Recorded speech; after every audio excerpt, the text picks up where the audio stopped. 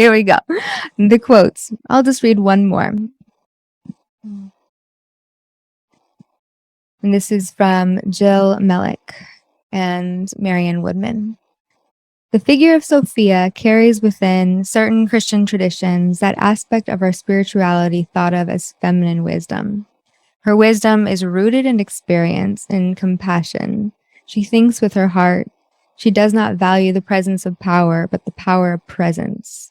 We all carry Sophia in our hearts when we connect to our feminine wisdom. We embody her in all her magnificence. So what stood out to you? What did you hear in those quotes? Where did you meet Sophia?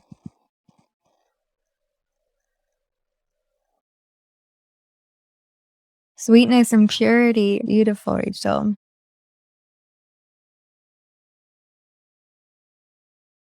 She played all over the world. Yeah. And I love that she is light and dark and that it's all okay. Yeah. Lightness and darkness, but beyond both. Yes. The goddess path, the power of presence. Yes. To all this wisdom rooted in experience. Yes. To be whole. Yes. Sweetness, the two parts. Yeah. Light and dark. Fount of action and joy. Encompasses all polarities. Yeah.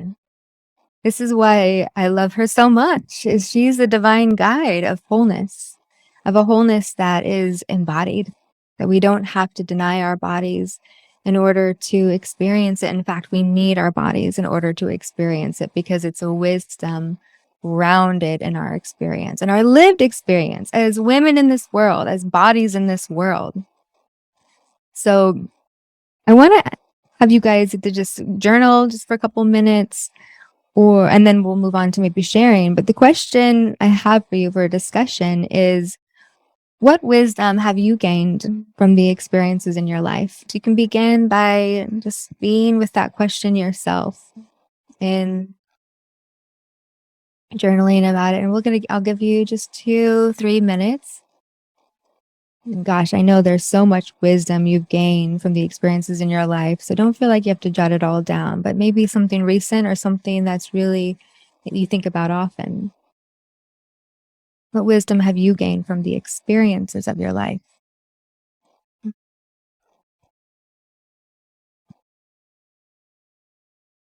So what do you know that no matter who told you otherwise, you couldn't unknow it? What do you know that no matter who told you otherwise, you couldn't unknow it? It's yours. It's embodied. It's wisdom from your life experience.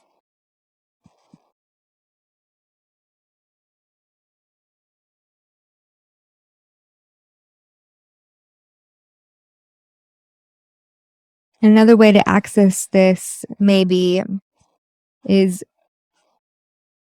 where have you felt the power of your own presence? Like thinking back to a time where you felt authentically you. And maybe that was in a conversation with someone, or just glancing, smiling at a stranger, or maybe it was in the privacy of your own room dancing or writing. But where have you felt the power of your own presence? What's the wisdom in that?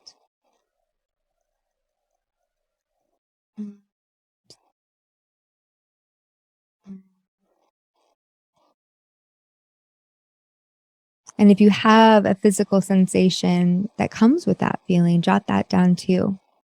Like notice, like, how do you know when you're feeling the power of your presence?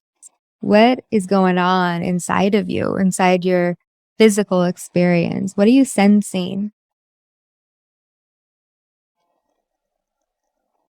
It lets you know, yeah, I'm experiencing the power of my presence in this moment, or I'm experiencing the wisdom I've gained from my life experience in this moment. Just noting that.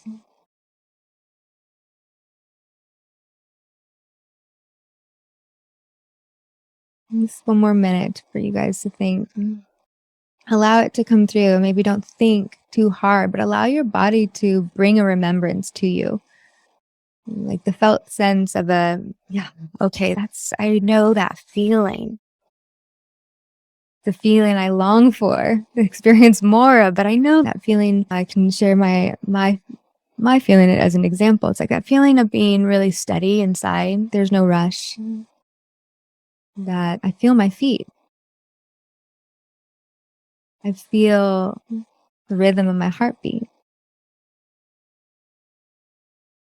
Maybe it's something similar for you or something entirely different. Oh, I feel like the swirling, like champagne bubbles in my heart. Whatever is absolutely perfect and belongs, but it's powerful to note it. When have you felt the power of your presence?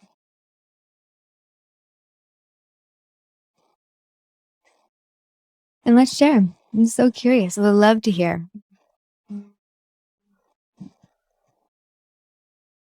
Who would like to share first? Jumping in, we're in a salon, we're drinking our absinthe or tea. So on the one about wisdom gained from experience, my thoughts were just that there's beauty and transformation and raw transparency, and that I can really draw beauty and presence from Mother Earth. Yeah. And that where I feel my own presence the most is when I can share uninterrupted. There's something about somebody just holding space for you and just allowing me to dig deeper into who I am as a person and my thoughts and reflections on things. And then I feel my presence the most when I feel connected to my mind, body, and spirit. I get pretty heady. And so for me, that mind, body, spirit connection is so powerful. And honestly, Morgan, I feel it the most when I do your presencing practices, like any of them that I learned through your program. That's when I feel the most connected, is after doing one of those. Beautiful. Thank you, Rachel. So I feel the power of my presence when I can truly say in my heart that I'm here with you, whether that's with myself or my son or other people. When I feel this whisper that I'm here with you. And I also feel it when I give massage and like touch Reiki.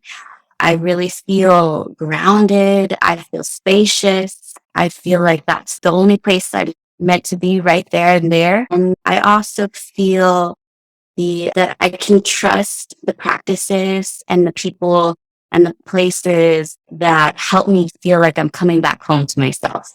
Whenever I'm coming back home to myself, that's what I feel most present. And it's just making the commitment to do those practices.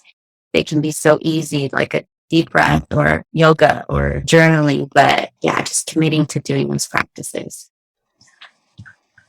Thank you so much, Del. I relate to a lot of what you shared. It's beautiful that that feeling of through our hands, holding a baby, massaging, touching. There's so much presence that comes when we're using our hands. And I love that feeling you described of there's nowhere else I need to be. Oh, like that peace in your heart when you know there's nowhere else you need to be. And that person that you're with, stranger, friend, client, lover, is everything. Yeah, thank you.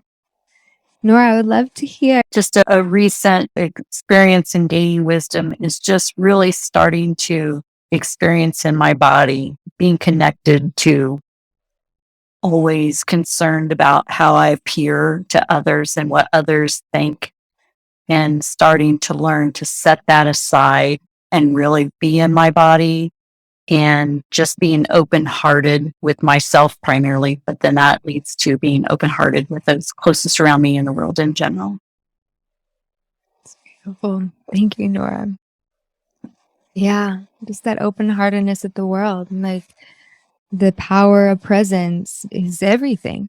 That the compassion, the quote that her wisdom is rooted in experience and compassion. She thinks with her heart. She does not value the presence of power, but the power of presence. And I think that's part of the reason why we crave the feminine, that there's such a longing to learn more about the feminine and to be nurtured by the feminine, to be in spaces where it's celebrated and honored, because we definitely live in a world that values power, this kind of power that is power over instead of shared presence with. And we've had enough. Thank you so much. And you want to share like how this is helping them connect to Sophia, to meet her, to understand her a little more, how she is through you, or ask a question to the whole group, to me.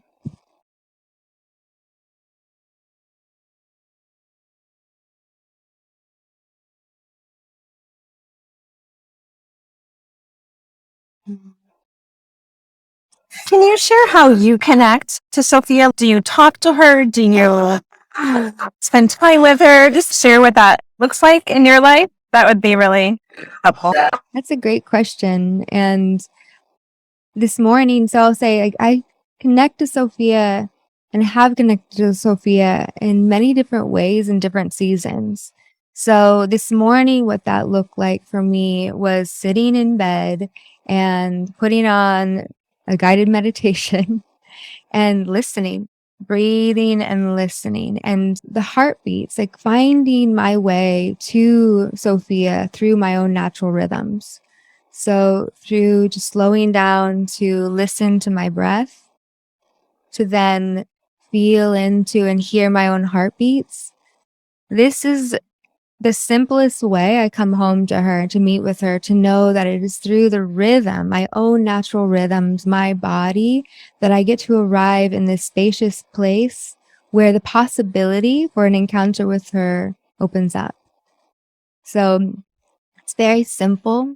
And actually the guided meditation that I recorded this week for YouTube was based on that practice, where it's okay. We don't have to overcomplicate it. We don't have to make it a elaborate ritual, although rituals are so powerful, and retreats where we're dedicated to getting to meet our inner Sophia can be so powerful. But on a day-to-day basis, the quickest way back in is through our own natural rhythms. And so it's also this quality of Sophia being this all-encompassing, mothering, like I accept all parts of you energy.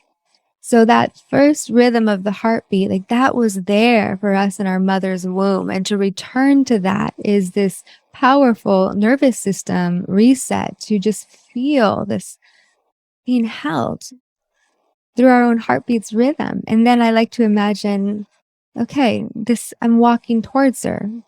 In the feminine wholeness method, we use head, heart, and honeypot, aligning these resources to open up to this imaginal realm. And how that looks in this particular practice is I am going into my body, feeling the heartbeats and opening up to this presence. And then I'm imagining her just up ahead, and what that would feel like to have this energy that's all loving, all accepting, all delighting in me, just be a little bit further up ahead and just like encouraging me on.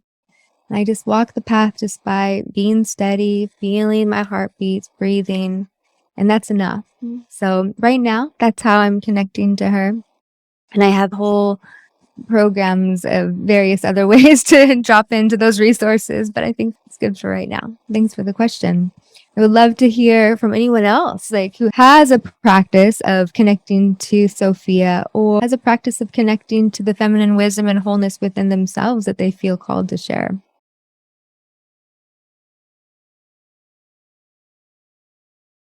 Or another question, or another share.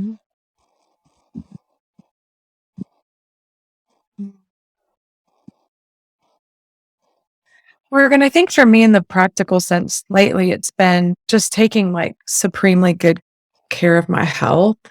And that's using your term, supremely good care, taking care of myself and my body, and almost like mothering myself and caring for myself and getting the water and the nutrition and the sleep and just simple things. And that what you talk about too, about how could I be like 10%, like how could I feel 10% better in this situation right now? Is it a glass of water? Is it the candle lit? Is it putting socks on? Whatever it is, taking it one extra step. But for me, yeah, it's been self-care. Yeah. Thank you, Rachel. Yeah.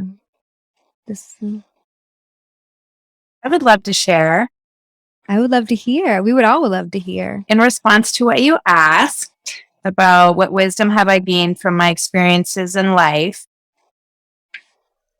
The relationship with myself is the one that matters most, and that I can trust that I know what I know.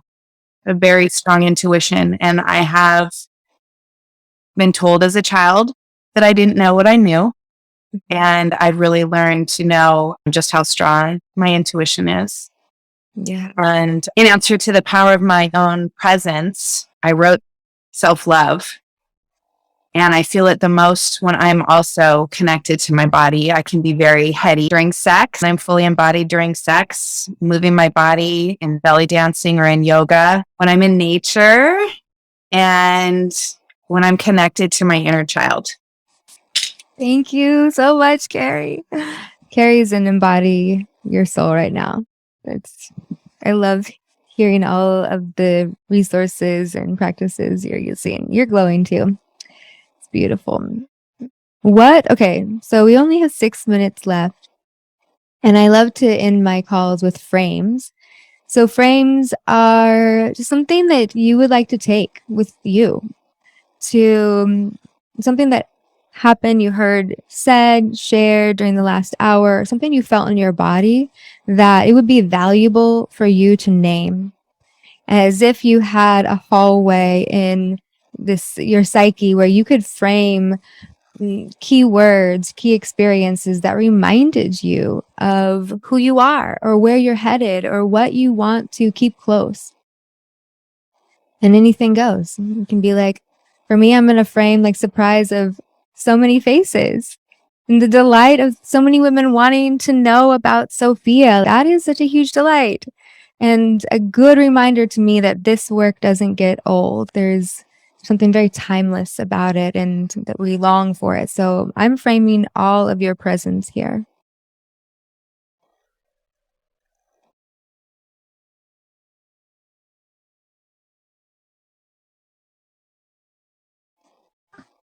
And this is popcorn style. You can share, you don't have to share.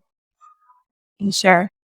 For me, just the reminder that I'm not alone, to hear all of your beautiful stories, to hear your heart and to feel like, yeah, me too. In my life, I can feel so, what's wrong with me? And I'm crazy in this journey and all the things. So just framing that as just taking all of you with me each day through the day and remembering that I'm in community. And I'm grateful for that.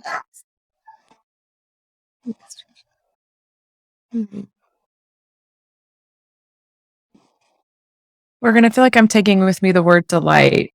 And I'm going to write it on some stickies and just tattoo it on my forehead. Just remember the light and how to bring to light every day. Maybe we'll do a whole salon on delight in the future. Definitely, we can unpack it in so many ways, and it's such a teacher. Just the word itself, but the energy, the frequency of the word, it does something. Do you guys feel that? Like when you hear a woman say delight and you see her, like what happens in her face, there is a transmission of sorts. There's a frequency of it, and we all get to have a little more of it. That's beautiful. And yeah, the light's really special to me too. Thanks guys for joining the salon today, the first salon. Same time, same place next week. And the topic, it's going to be so good. It's honey in the dark. How to bring sweetness and tenderness to difficult times. And I'm really excited for the conversation.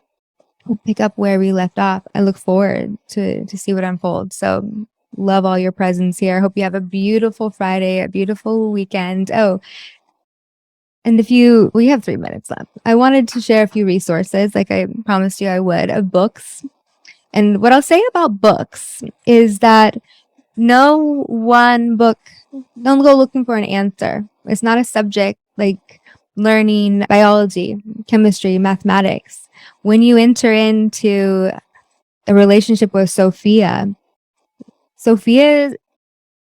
is like a diamond, and there's so many facets, and you get to have a unique facet that's all your own with Sophia.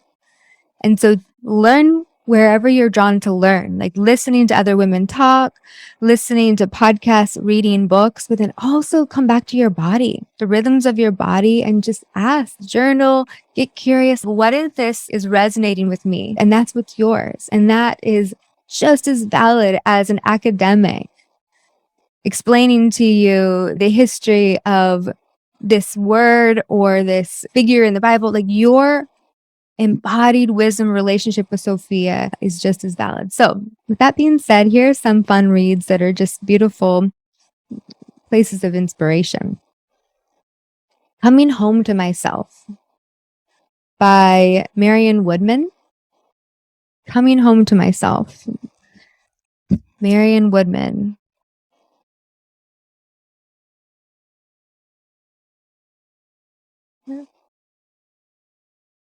This one's a trip. Really interesting. The Return of the Divine Sophia by Trisha McCannon. The Return of the Divine Sophia by Trisha McCannon. Sophia Rising by Monette Chilson. This is connecting the Sophia through yoga. It's beautiful. Awakening Your Sacred Wisdom Through Yoga. Sophia Rising. And then the last book, Feminine Face of God, The Sacred Unfolding. This is a compilation of many different writers, authors, with Sherry Ruth Anderson, Patricia Hopkins, The Feminine Face of God. I would love to hear from you. So reply to the emails and all that. And I love it. This is really fun for me, and I'm really glad to share this space with you. It means a lot. Have an awesome weekend. Keep exploring the delights in your life. And Sophia.